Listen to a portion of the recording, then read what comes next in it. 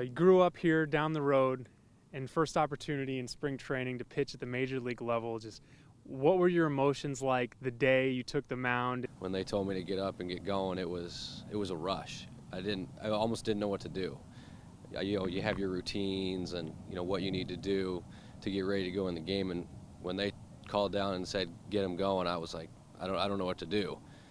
And then got ready as quick as I could. Next thing I know, they throw me in the game, facing the tying run at the plate.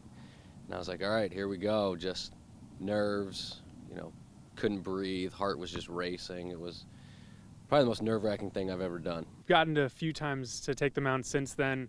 Just talk about your spring and your quest to get called up for that first time. This offseason was probably the biggest offseason of my career. I was able to play in the fall league, which really helped kind of propel me into the offseason. And really this offseason I just worked as hard as I could because you never know what you're going to get in this game. You never know how long it's going to last. So the harder I worked, especially this offseason, I knew ultimately my goal was not to go back to AA. I wanted to do everything I could, be physically and mentally prepared for the spring training to go out there and try to win a job at AAA.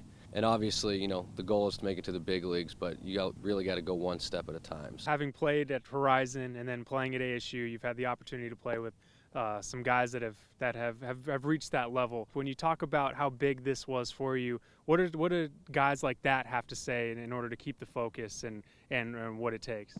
Really, they said you just got to go out there and play your game. Don't try to be somebody you're not, because nothing good can happen with that. So, I told them, hey, I'm going to the big leagues, going to the big leagues, and they said, just be ready for your shot because you really get one first impression with the big league manager.